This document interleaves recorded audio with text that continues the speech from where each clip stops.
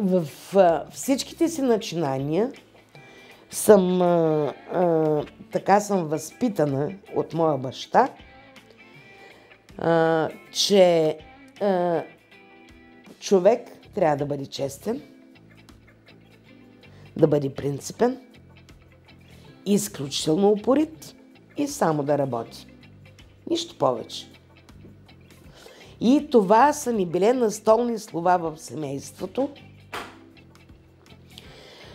И слава Богу, той вече не е между нас, но съм безкрайно благодарна за това, което ми е дал като норми на поведение, като ограничения, като рестрикции, и в някаква степен съм успяла това да го предам на синовете си.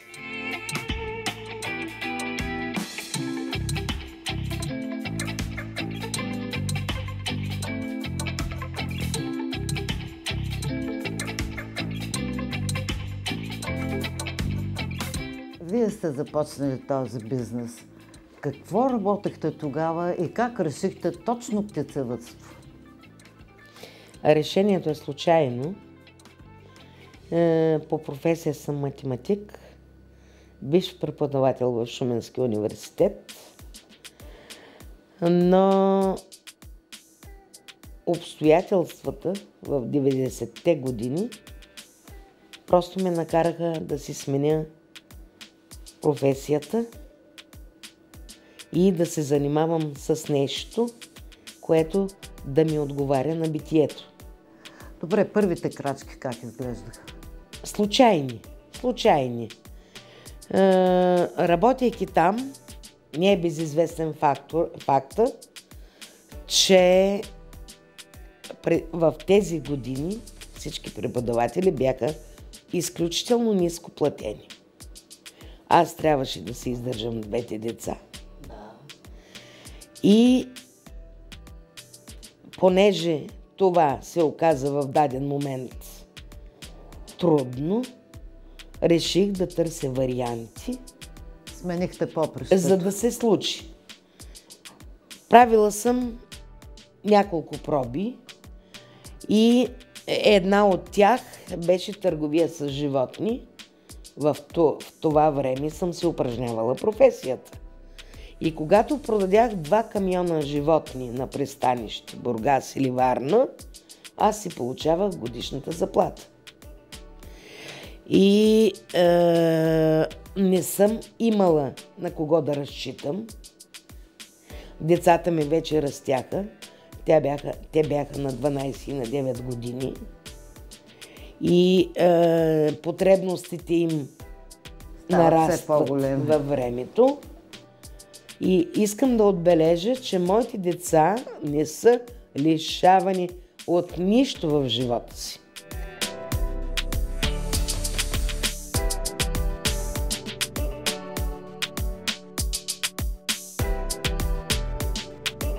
Вие от колко години се занимавате с семейния бизнес? Аз пряко се занимавам от 2005 година. Да. 2005 година, юли месец се върнах от Щатите. Бях студент и от тогава съм активно работещ в това предприятие. Добре, в Щатите каква специалност имате там? Нищо общо свързано с животновъдството. Учил съм финанси. Финанси? Да. И сега вместо да сте един банкер с голяма заплата? Това с заплатите е малко... Човек сам избирах, нали, какво да прави, но като цяло аз съм щастлив в това, което правя. И нали, създава се добавена стойност. Значи, ние имаме също производство на пиленца, значи от пиленцето създаваме така наречената ярка. 15-16 седмица ги прехвърляме тук, храним си ги с наш фураж. От пилето до яйцето имаме така нареченото затворено производство. Аз ви попитах, отивайки в Щатите да учите финанси, а вие учихте програмиране. Къде? В University of Central Oklahoma. Така, отивайки в чужбина да учите специалности, които казвате, други далеч от птицевъдството, това означава ли, че не сте имали намерение да се приберете тук и да продължите бизнеса на майка ви? Не мога да кажа, че нямало такива моменти. А какво точно означава това? Ами означава, че сме си мислили да останем там. Да. И после, как стана тая метаморфоза Ами... да решите да се Това е върнете? като на час по лъжичка, нали? Почваш един проект, завършваш го, изпитваш удовлетворение от него, започваш втори, трети и така, докато се създаде едно завършено ефективно предприятие.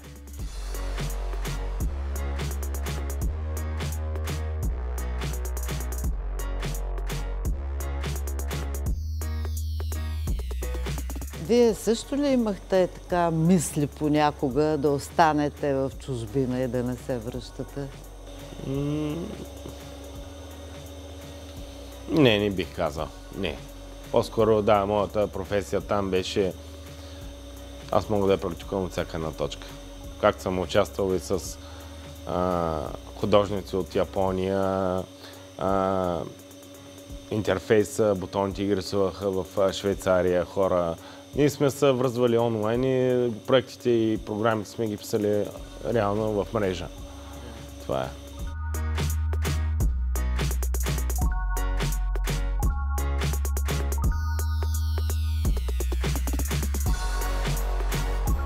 Сама жена, както Да. те казаха за вас, мъжко момиче, как успяхте все пак финансово да издържите в този период? Напротив, моите синове не са синове на Рокфелер, или да не цитирам фамилии, чието синове и днес учат или дъщери в чужбина. Аз имах възможността да познавам една дама от Пловдив, Черешка Челебиева, и всъщност и благодаря за съвета, който ми даде. Нейният син е финансист от много висок ранг, топ финансист в света. Всъщност, нейният син е завършил този университет в Оклахома Сити, където са завършили Боян и Андрей. И всъщност тя ме посъветва, ми даде съвет какво да направя. Те са заминали с мижава сума в долари. Говоря за 2001 и 2003 година. Кой им плаща таксата? Как разходи за Сами живот? си плащали таксата. Те са имали средства за минимум разходи, за да могат да се реализират. И основно правило в нашата фамилия е да се знае цената на парите. Основно правило. Значи, моя прадядо е бил търговец, земеделец и така нататък. Значи, без правила, подобни неща трудно се получават. Сега се получават, защото се получават едни камари субсидии и се купуват едни супер лъскави коли и мерилото е кой каква кола кара. Това не е смисъла на живота. И бъдете сигурни, че това ще се промени.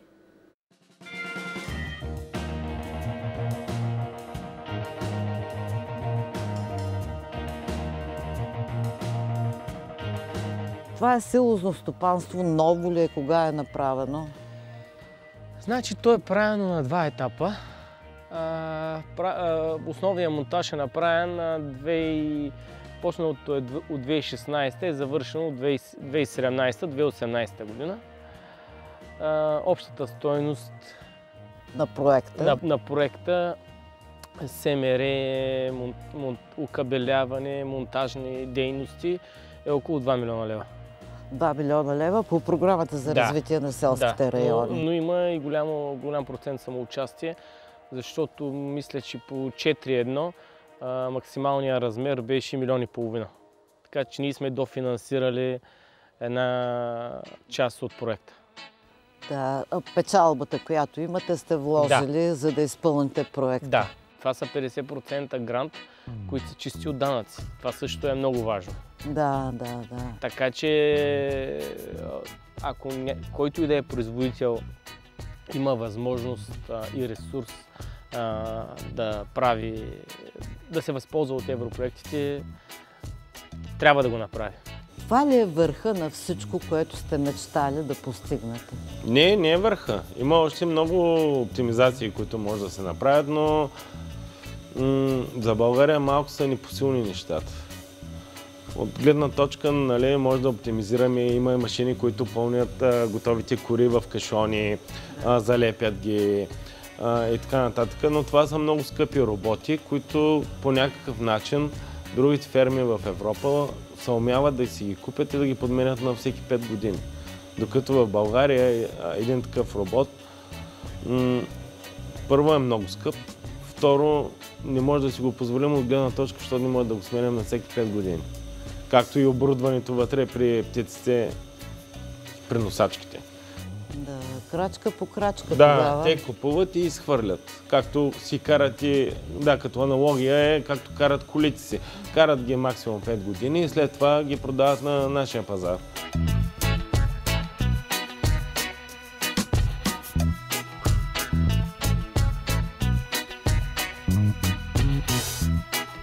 Едно време имаше едни такива мероприятия по соца. Казваха им обмяна на опит. Вие сега ходите ли някъде да надникнете в най-модерни птицеферми, да речем в Европа, Щати? Да, ходили сме в Англия, в Италия сме ходили в огромни птицеферми. Холандия, да. Много огромни. Да, в Холандия ходим, по изложения ходим, там обменяме опит. Има и много фирми, с които търгуваме, те са чуждестранни. Ползваме опита на други ветеринарни доктори с, да кажем, холандски. От Англия ползваме опит. И къде сте вие, вашето предприятие, спрямо онова, което виждате там и като се приберете, какво се казва? Според мен ние сме по-ефективни. Защото в чужбина рядко има по този начин свързани и наредени структури. Примерно ние имаме производство на ярки, от пиленци до ярка, фураж, пакетажен център и разнос. Повечето предприятия в Европа или произвеждат само яйца, без да имат пакетажни центрове, или яйца е пакетажен център. Рядко е да имат фуражни заводи, както ние имаме, и да са обвързани с производство на птици. Значи не се прибирате комплексиране, като видите модели? Не се прибираме. Напротив, дори уважаваме се. Във всяка една точка по света производството е различно. Просто в Европа е малко по-сегрегирано това нещо, за да може да има за всеки един по веригата място за печелене на пари. Да. Марджин. Докато ние гледаме, този марджин да остане за нас.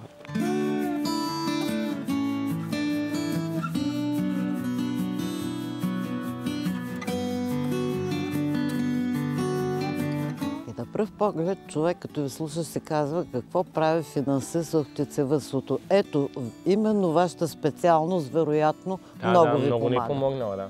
Защото сме били много стриктни, специално аз, в финансовата част. Не сме харчили пари за глупости, били сме оптимални и прагматични в това, което правим. И сме се умели да избегнем флуктуациите на пазара, флуктуации на цени. Също е много важно как купуваш суровини, как купуваш сротови, кога ги купуваш, откъде, за да можеш самата продуктивност на птиците да създадеш максимална продуктивност. Как продаваш яйцата, нали, директно на търговци или на вериги, или на магазини, или междинно ли ние също изнасяме. Това ни спомага да сме по-оптимални за да постигнем по-голям марджин реално. Идеята е не само да изкарваш някакви цифри на края на идеята е да когато си финансово стабилен, това ти дава възможност да мислиш за различни инвестиции, как да оптимизираш производство, как да го автоматизираш, защото това е бъдещето, автоматизацията.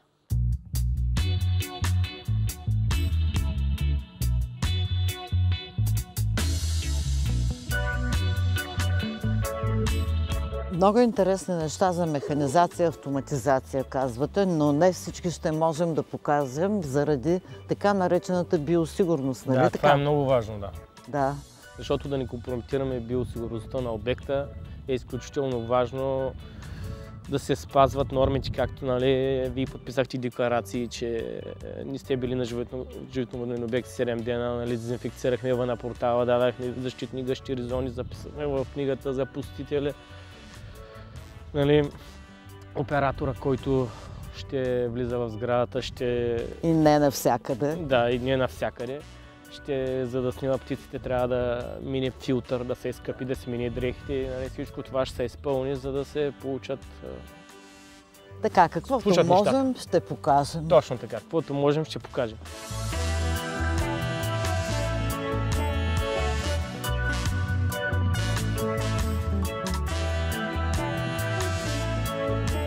Колко души работят тук във вашето предприятие?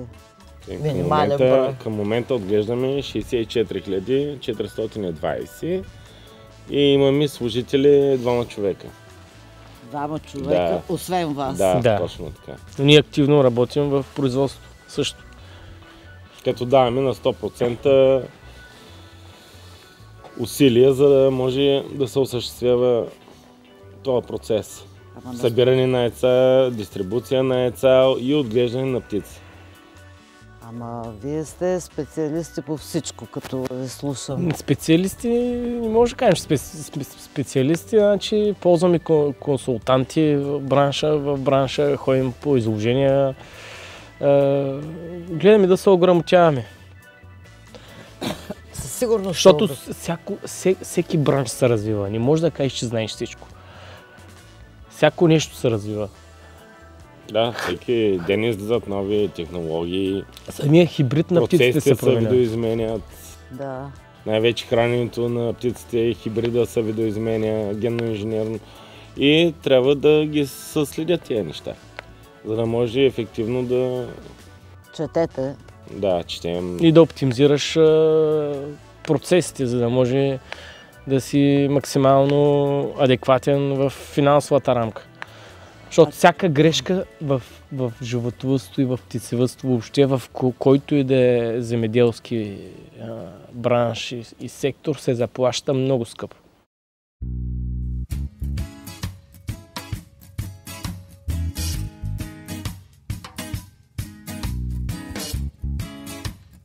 Значи в момента света, нали, се видоизменя.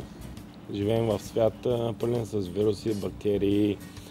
Като доказателство е птичия грип, който влезе в България 2017 в промишленото ни птицевъдство. При тая глобализация лесно влизат вируси и бактерии, да. Много неефективно е справянето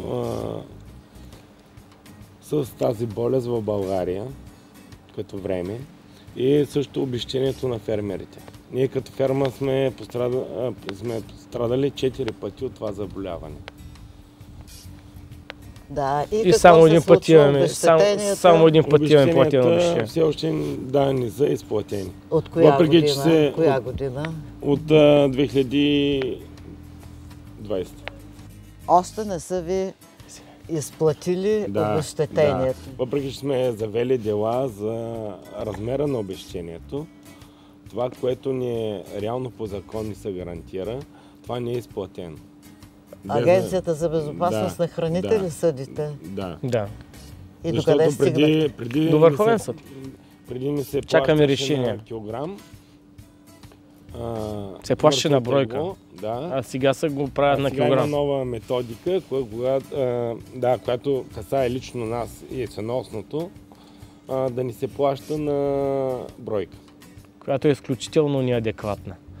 Да се плаща на килограм продуктивно животно. Няма такова нещо.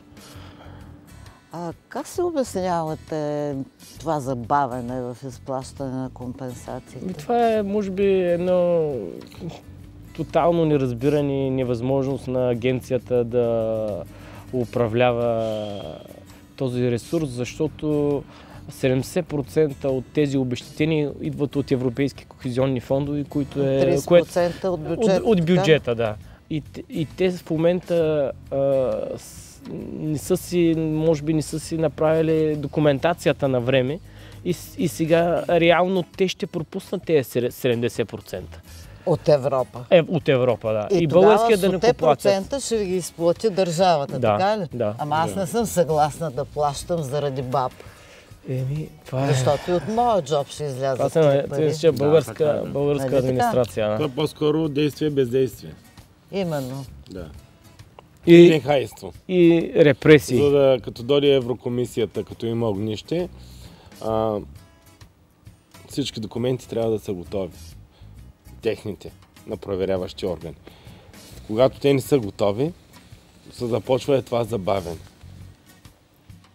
И справяне санкции, с неща, европейски иначе санкции. да.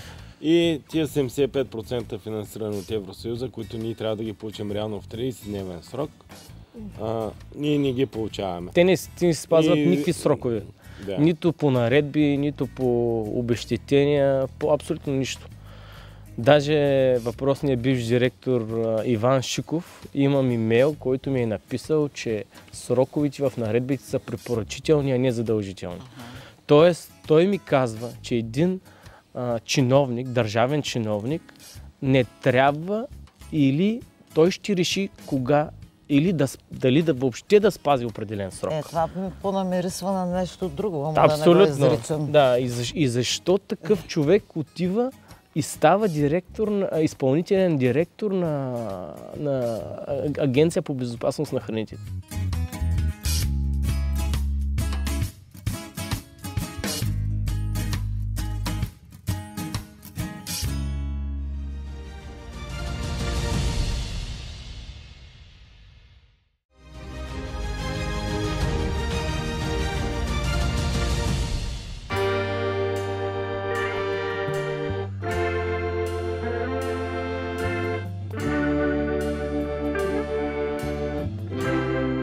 Поради това, че заболяхме от птичи грип 4 години, не успяхме да инвестираме до пълна автоматизация.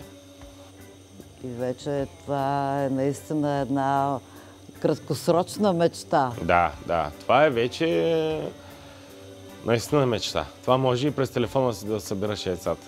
Не е необходимо да има човек там. Всеки ученик, ако е добър, трябва да надрасне своя учител. Това е факт. Да не ви цитирам този мой симпатяга от Казанлък физика, който просто е уникален. Човек се радва на успехите на своите ученици, респективно на моите деца. Но никога не мога да кажа, че те са направили достатъчно. Чисто математически. Множеството на естествените числа. То започва от нула. Нали така? А може ли да ми кажете къде е края? Така. Затова аз никога не мога да им кажа, направили сте достатъчно.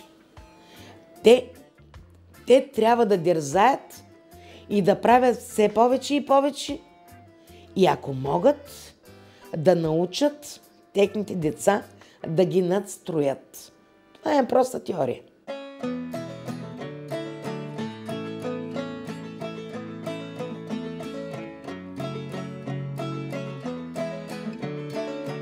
Тя е като основоположник.